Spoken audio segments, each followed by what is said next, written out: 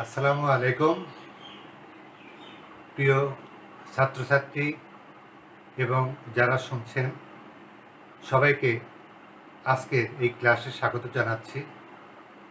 আজকে ওই প্রমিত নিয়মেরই বেশ কয়েকটি নিয়ম আমি চেষ্টা করব শেষ করতে। যদি শেষ না হয় তাহলে হয়তো কয়েকটি নিয়ম থেকে যাবে, পরবর্তী ক্লাসে সেগুলো দেখিয়ে দেব। তো আজকে বেশ কয়েকটি গুরুত্বপূর্ণ নিয়ম আপনাদের সামনে উপস্থাপন করব। একটু মনোযোগ দিয়ে শুনবেন, দেখবেন যে এখান থেকে অনেকে উপকৃত হতে পারবেন। প্রথমে আমি দেখাচ্ছি, এখানে বোর্ডে আমি আগে থেকে কিছু লিখে নিয়েছি। এখানে যে বর্ণটা রয়েছে এই বর্ণটাকে আমরা অনেকে ভুল করে বলি যুক্ত খ। অনেকে ভুল করে বলি যুক্ত খ। মনে রাখবেন, যুক্ত খ যদি বলি তাহলে খ যোগ খ, এই দুটাকে বোঝাচ্ছে খ যোগ খ। কিন্তু বাস্তবে কি এখানে খ যোগ খ আছে? এখানে কিন্তু খ যোগ খ নেই। আপনারা হয়তো অনেকে জানেন যে এই বর্ণটিতে যে দুটি বর্ণ রয়েছে, একটি হচ্ছে ক যোগ মূর্ধন্য ষ। এই এই যে মূর্ধন্য ষ, এই বর্ণটিকেও আমরা অনেকে ভুল করে বলি প্যাট কাটা মূর্ধন্য ষ। কেন প্যাট কাটা মূর্ধন্য ষ বলি? যেহেতু প্যাটটা কাটা আছে, সেই কারণে অনেকে আমরা প্যাট কাটা মূর্ধন্য ষ বলি। কিন্তু এই বলাটা ঠিক না। স তিনটা, একটা তালব্য স, একটা দন্ত স, আর একটা মূর্ধন্য স। এখন প্যাট কাটা আমরা বলতে পারি, কিন্তু কোনো জায়গায় এটা লেখা পাবেন না, কোনো বইতে প্যাট কাটা কথাটা লেখা নেই। তো যাকে যেটা বলছিলাম, তো এই বর্ণটার ভিতর দুটো বর্ণমালা রয়েছে ব্যঞ্জন বর্ণের। একটা ক এর আংশিক, আমি কিন্তু এখানে হসন্ত চিহ্ন দিয়েছি বা হস চিহ্ন এখানে দিয়েছি, আংশিক। আর পুরোপুরি মূর্ধন্য স, এই দুইটা মিলেই কিন্তু এই বর্ণটা হয়েছে। এখন এই বর্ণটা ব্যবহার, এটা খুব ভালো একটা বিষয় আছে। আমি এটা যুক্তাক্ষর গঠনের সময় আরো ভালো করে বুঝাই দিতে পারবো, তারপরও আমি একটু বলছি। এই বর্ণটা যদি শব্দের প্রথমে থাকে তাহলে আরেক মানে একরকম উচ্চারণ হবে, আবার শব্দের মাঝখানে বা শেষে যদি থাকে তখন ভিন্ন রকম উচ্চারণ হবে। যেমন আমি কয়েকটা শব্দ দেখি, যেমন মনে করেন ক্ষমা, ক্ষয়। আবার যদি লিখি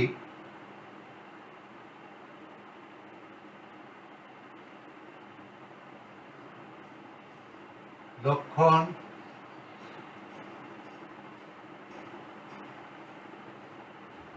রক্ষা ইত্যাদি, এই দুটার দিকে খেয়াল করুন। এই দুইটা জায়গায় শব্দের প্রথমে এই এই বর্ণটার নাম কিন্তু এই যুক্ত খ না, এই বর্ণটির নাম ক্ষীয়। ক্ষীয় অর্থাৎ ক এ মূর্ধন্য শয়ে ক্ষীয়, বর্ণটার নাম ক এ মূর্ধন্য শয়ে আমরা ক্ষীয় বর্ণ বলতে পারি। ক্ষীয় বর্ণ বললেই এই বর্ণটা চলে আসবে। আবার বর্ণটা যদি একটু এদিক ওদিকে হয়, যদি এইভাবে লিখি, তখন কিন্তু এটা আর ক্ষীয় বর্ণ থাকছে না, এটা তখন হয়ে যাচ্ছে হ এবং ম, ব্রাহ্মণ, ব্রাহ্মণ, তখন কিন্তু হবে না। কাজে বর্ণটা লেখার সময় খুব সতর্ক থাকতে হবে, যেন এটার অর্ধেক বা উপরের অংশেই শুধুমাত্র এই গোল চিহ্নটা আসে, এটা যেন নিচের দিকে না আসে। নিচের দিকে আসলেই ওটা তখন হ এবং ম হয়ে যাবে। এখন এই বর্ণটা শব্দের আগে যদি থাকে, যেমন এই দুইটা জায়গায় শব্দের প্রথমে রয়েছে, তখন উচ্চারণটা হবে হয় জফলা, হয় জফলা। আর যদি শব্দের মাঝখানে বা শেষে আসে, তাহলে তার উচ্চারণটা তখন হবে ক এবং খ, এই দুইটা উচ্চারণ হবে। এই শব্দ, এই যে বর্ণটা, এই বর্ণটা শব্দের আগে ব্যবহার করলে এরকমভাবে, আর মাঝখানে এবং শেষে ব্যবহার করলে এইরকম উচ্চারণ হবে। আমি উদাহরণ দিচ্ছি, যেমন ক্ষমা। ক্ষমা যখন আমরা উচ্চারণ করব, আমি এই পাশে লিখি, এইটুক জায়গার মধ্যে লিখি ক্ষমা। ক্ষয়ের উপরে একটা ঝোঁক পড়ছে, একটা চাপ এসে যাচ্ছে, অর্থাৎ ক্ষয়ের সঙ্গে জফলা ময় আকার ক্ষমা, এইরকম কিন্তু উচ্চারণ হচ্ছে, অর্থাৎ খটা এক ঝোঁকে মানে একটা চাপ দিয়ে উচ্চারণ হচ্ছে। আবার ক্ষয় ঠিক একই রকম, ক্ষয় জফলা আর অন্তস্থ অ ক্ষয়, অর্থাৎ ক্ষয়ের উপর চাপ পড়ছে। কিন্তু লক্ষণ বা রক্ষা যখন উচ্চারণ করব, তখন আমি এটা আপাতত একটু সরে নিচ্ছি, এদিকে একটা মুছে নেই। লক্ষণ উচ্চারণের সময় উচ্চারণের সূত্র অনুযায়ী আমি লিখতেছি লক্ষণ।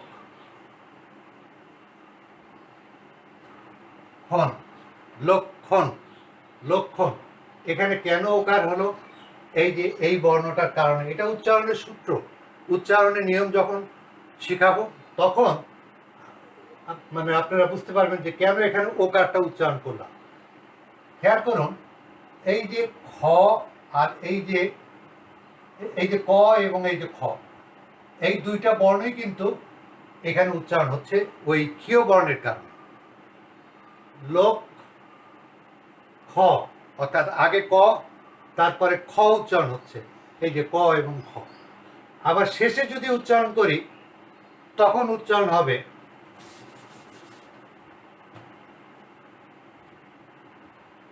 উচ্চারণটা দেখি শুধু, যেমন রোগ খা। তাহলে এখানে উচ্চারণ হলো, একটা হচ্ছে ক আর একটা হচ্ছে খ, অর্থাৎ ক খ উচ্চারণ হচ্ছে, এই যে দেখেন এখানে। তাহলে শব্দের প্রথমে যদি থাকে, তাহলে আমরা উচ্চারণ করব ক্ষয় জফলা দিয়ে উচ্চারণ হয় যেরকম, ঠিক সেরকমভাবে। আর শব্দের মাঝখানে এবং শেষে যদি থাকে, তখন আমরা উচ্চারণ করব ক এবং কয়ের আংশিক এবং খ, অর্থাৎ যেটা দেখালাম রক্ষা বা লক্ষণ ইত্যাদি।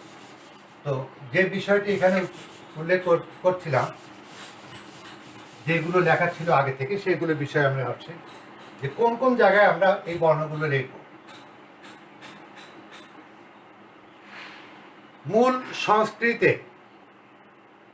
সংস্কৃত শব্দে যদি যুক্ত খ থাকে, তাহলে আমাদের সেটার আর পরিবর্তন করার উপায় নেই, ওইটাই রাখতে হবে।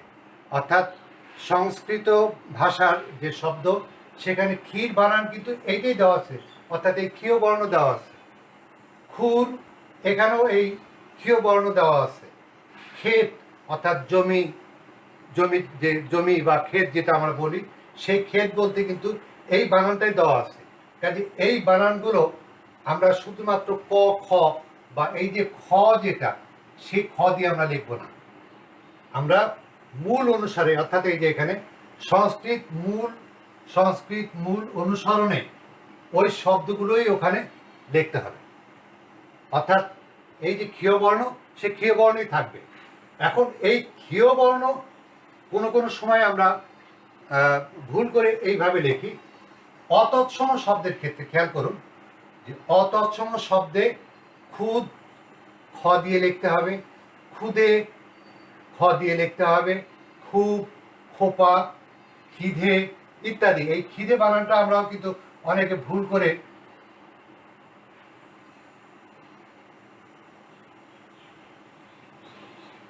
এভাবে লিখি, এটা ভুল, এটা ঠিক না। খিদে, ক্ষয়ের উপরে যতই চাপ পড়ুক না কেন, এইসব জায়গায় এই শুধুমাত্র এই খ দিয়ে লিখতে হবে। যেমন খুদ, খিদে, মনে রাখতে হবে যে এটা কিন্তু অতৎসম শব্দ। অতৎসম তার মানে তৎসম না। সংস্কৃত থেকে উৎপন্ন হয়েছে ঠিকই, কিন্তু পরিবর্তন হয়ে সম্পূর্ণ নিজস্ব একটা রূপ পেয়েছে, সেই কারণে কিন্তু এটাকে বলা হচ্ছে অতৎসম। তাহলে খুদ, খিদে, খুদে, খুদে মানে ছোট, খুব, খোপা, খিদে, এই বানানগুলোতে এই বর্ণটা আসবে না। তাহলে ওই বর্ণ মূল সংস্কৃত ভাষার যে শব্দ সেখানে যেভাবে আছে আমাদেরকে সেভাবে লিখতে হবে। বাদ বাকি অন্যান্য শব্দগুলো আমরা ক বর্গের দ্বিতীয় বর্ণ অর্থাৎ খ দিয়ে আমরা লিখব। এবার অন্য একটি নিয়মে আসি, এই প্রমিত নিয়মেরই আর একটা নিয়মে আসি, সেটা হচ্ছে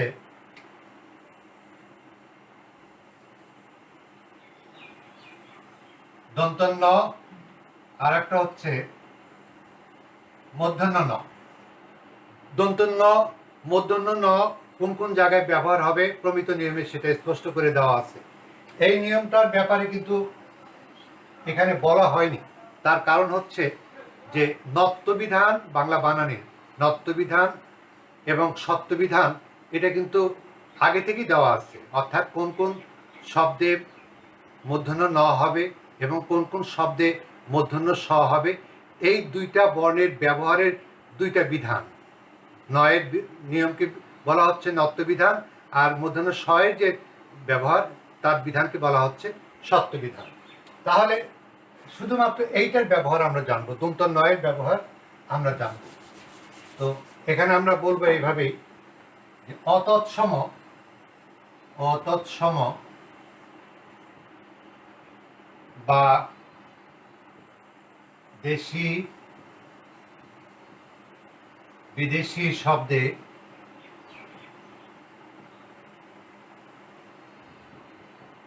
আমি বানান করে দিলাম দন্তান্ন ব্যবহৃত হবে। মনে রাখবেন প্রথমে যে অতৎসম, যেটা তৎসম না, সংস্কৃত থেকে উৎপন্ন হয়েছে ঠিকই, কিন্তু সম্পূর্ণ নিজস্ব একটা রূপ নিয়েছে। অথবা দেশি, আমাদের দেশি শব্দ, বা বিদেশি অর্থাৎ আরবি, ফার্সি, ইংরেজি যত শব্দ আছে সেই শব্দগুলোতে সব সময় এই দুন্তন ন অর্থাৎ দুন্তন ন আমাদের ব্যবহার করতে হবে। তো বাংলা ভাষায় ইংরেজি শব্দের পরিমাণ তো অনেক বেশি, এছাড়া আরবি ফার্সি শব্দ মানে অনেক রয়েছে। সেই শব্দগুলোতে আমরা মূর্ধন্য ন কোনো জায়গায় ব্যবহার করব না, সব জায়গাতেই দন্ত ন ব্যবহার করব। এখন নত্যবিধানের একটা নিয়মের কারণে, এটা বোঝানোর জন্যই নত্যবিধানের একটা নিয়মের আমাকে এখানে উল্লেখ করতে হবে যে ট ঠ ড ঢ, এটা নত্যবিধানে দেওয়া আছে। ট ঠ ড ঢ তার আগে কিন্তু সবসময় মূর্ধন্য ন হয়, যেমন খণ্ড, যেমন কাণ্ড, যেমন কণ্টক, নয় টয়, ওই ন কিন্তু মূর্ধন্য ন। সেই কারণে যদি শব্দটা অতৎসম বা দেশি বিদেশি হয়, যেমন মনে করেন আমি যদি বলি ক্যান্ট, অর্থাৎ can't public, can't public school, যেটা ক্যান্ট, এই ক্যান্টনমেন্ট। তো এখানে এই যে ন খুব সূক্ষ্মভাবে লিখতে হবে, স্পষ্টভাবে লিখতে হবে যে এটা এইটা এই নটা দুন্তন ন। ক্যান, ইংল্যান্ড, দুন্তন ন এবং ড। খেয়াল করুন এখানে ড আছে, ভুল করে কিন্তু এটা নত্যবিধানের নিয়ম ভেবে নিয়ে অনেকে এখানে মূর্ধন্য ন দেয় এবং এই মাত্রাটা থাকে না, মাত্রাটা তারা তুলে দেয়। ক্যান, ইংল্যান্ড, তারপরে আর কি বলা যায়, স্ট্যান্ড, দুন্তন নয় দয় ইত্যাদি।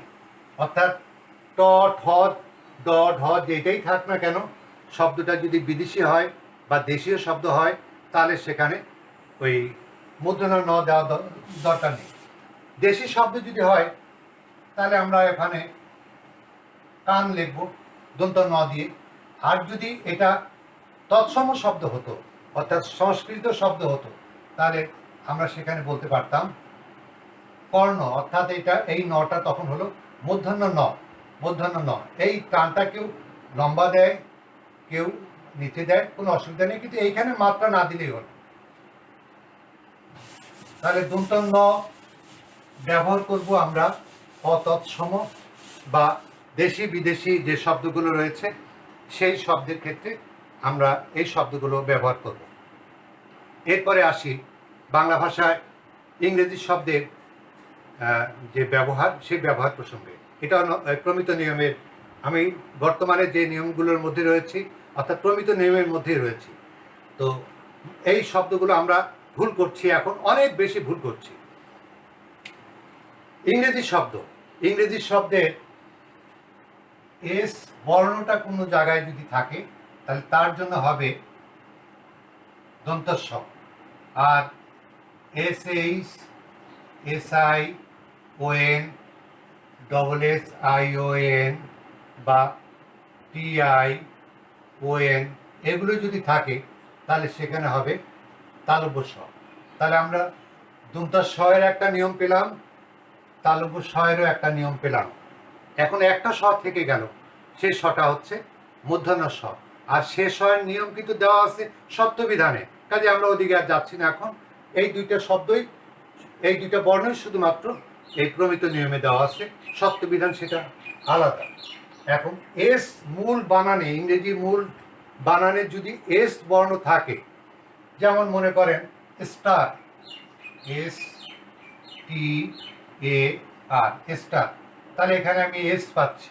তাহলে এস যদি পাই তাহলে বাংলা যখন আমি লিখবো তখন কি লিখবো, দন্ত শটা লিখতে হবে। আর টি মানে তো এখানে ট, স্টার, একই রকম স্টোর।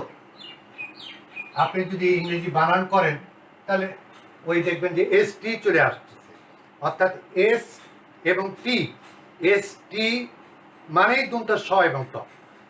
স্টার, স্টোর, ফটোস্ট্যাট, যতগুলো আছে, মাস্টার, মাস্টার, এই মাস্টার বানান আমরা ভুল করে যেটা লিখি সেটা হলো মধ্যাহ্ন শয় টয় আকার আর এই র, মাস্টার।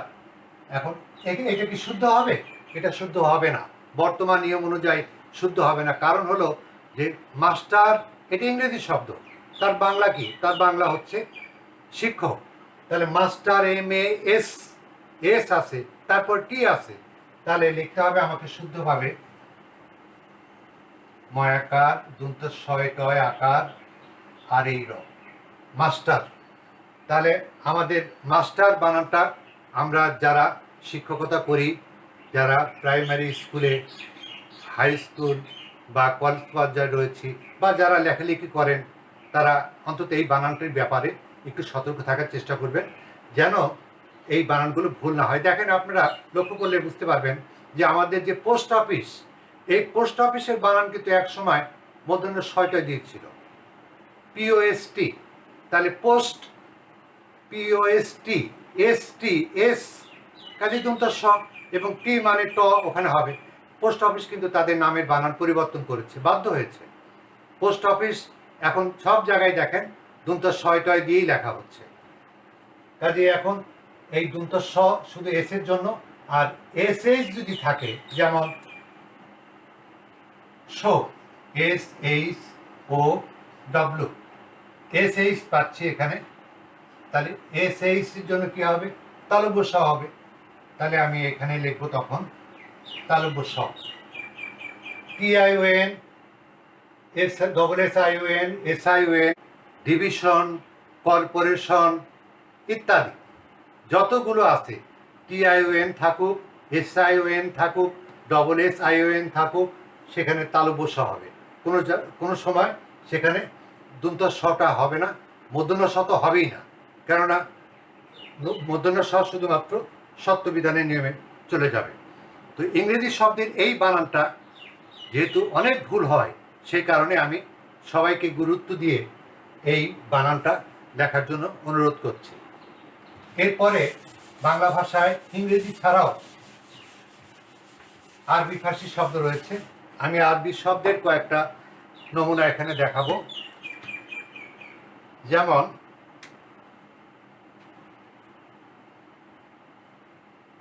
অর্থাৎ সে, তারপরে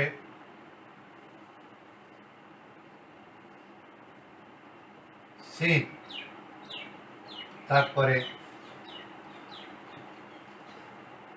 অর্থাৎ সোয়াত,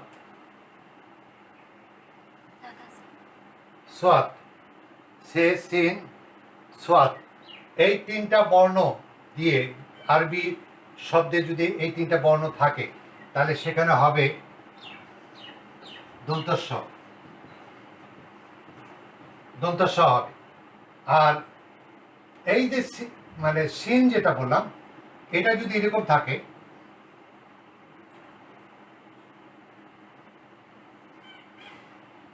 অর্থাৎ তিন নক্তার এই যে সিন যদি থাকে তখন এটার উচ্চারণ হবে এবং লিখতে হবে তালব্য স দিয়ে। প্রথমে যেটা বললাম এই যে তিনটা বর্ণ, এর ভিতরে দেখেন নমুনা হিসাবে দিতে পারি ইসলাম, মুসলিম, তারপরে ইসলাম, মুসলিম, তসলিম, সালাম, মুসলমান, সালাত ইত্যাদি। আবার পরের যে নিয়মটা দিলাম এই সিন দিয়ে, যেমন এশা আমাদের যে নামাজের ওয়াক্ত, সেখানে এশা আমরা তালব্য স দিয়ে লিখব, কেননা ওখানে এই সিনটা আছে। শাবান মাস, আরবি মাসের নাম শাবান মাস, সেখানেও এই সিনটা আছে, কাজে তালব্য স দিয়ে লিখব। তারপরে শাওয়াল অর্থাৎ আরবি শব্দ, সেখানেও আমরা অর্থাৎ হিজরি মাসের নাম, তাহলে হিজরি মাসের নাম হলেও সেখানে ওটা তালব্য স দিয়ে লিখতে হবে। এখন হিজরি বানানটা আমরা কি লিখব? হিজরি মাস আমরা বেশিরভাগই লিখি এইভাবে হিজরি। কেন লিখি? এই রয়ের সঙ্গে দীর্ঘিকার উচ্চারণ হচ্ছে বলে আমরা লিখি, কিন্তু মনে রাখতে হবে যে শব্দটা বিদেশি শব্দ, আরবি শব্দ, সেই কারণে ওখানে আর দীর্ঘিকারটা হবে না, দীর্ঘি না হয়ে ওখানে হ্রস্বইকার হবে। বেহেশত এই জাতীয় শব্দগুলো তালব্য স লিখতে হবে, এই জন্য সেখানে এই বর্ণটা রয়েছে। এরপরে সময় কত মিনিট হয়েছে? তো আজকে মোটামুটি কয়েকটা নিয়ম দেখালাম, তার মধ্যে এই নিয়মটা ইংরেজি মানে শব্দের যে বর্ণমালা, অর্থাৎ এস থাকলে দন্তস্ব, SH, SION, TION, SSION থাকলে তালব্য স। তারপর ক্ষীয় বর্ণ, এই বর্ণের ব্যবহারগুলো দেখালাম। আর একটা নিয়ম একটু খালি আমি দেখিয়ে দিই, খুব একটা সময় লাগবে না, এই নিয়মটা একটু বোঝার চেষ্টা করুন। যেমন আনো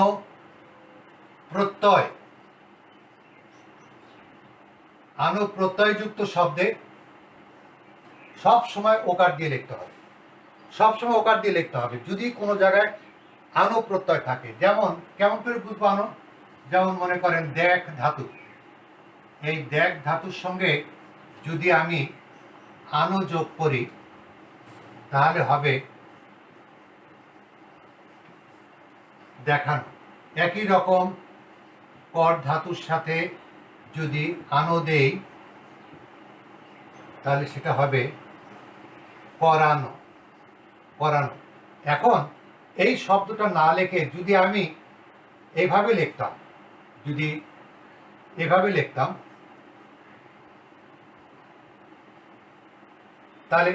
তাহলে এটাকে কেউ কেউ উচ্চারণ করতো দেখানো, আবার কেউ কেউ উচ্চারণ করতো দেখান। উচ্চারণ দুই রকম হয়ে যাচ্ছে, আসলে তো হবে এটা দেখান, কিন্তু অনেকে এটা মানে দেখানো উচ্চারণ করতো। তো দেখানো, দেখ আনো, এই যে আনো প্রত্যয়টা রয়েছে, সেই কারণে মানে শব্দ বা ধাতু যেটাই থাক না কেন, আগে যদি থাকে তারপরে যদি আনো প্রত্যয় হিসেবে আসে তাহলে সেখানে ওকার দিতে হবে। যেমন আমি যদি এখানে বলি পরাণ, এটাকে অনেকে পরানো বলতে পারবে, আবার পরাণ অনেকে কিন্তু ভুল করে উচ্চারণ করতে পারে পরানো। যদি পরানো বলতে যায় তাহলে এখানে ওকার যুক্ত করতে হবে। তার মানে এই যে আকার মানে এই সরেয়া, অর্থাৎ এখানে কর যোগ আনো, এই যে কর তার সঙ্গে এই যে আনো, এই যে আকার আর এই মানে আনো, তারপরে পর ধাতু তার সঙ্গে আছে আনো। তাহলে যে বিষয়গুলো দেওয়া হলো, আর কয়েকটা বিষয় আছে, একদিন ক্লাস নিলেই এই প্রমিত নিয়মের যে গুরুত্বপূর্ণ নিয়মগুলো, এই বিষয়গুলো আপনাদেরকে মোটামুটি মানে একটা ধারণা দিতে পারবো। আপনারা মানে যারা ছাত্রছাত্রী আছেন তারা নিয়মিত পড়াশোনা করবেন, যারা লিখতে চান বাংলা নির্ভুলভাবে লিখতে চান বানানে, তারা একটু চেষ্টা করবেন। সবাই ভালো থাকুন, সুস্থ থাকুন, আগামী ক্লাসে দেখা হবে। আল্লাহ হাফিজ।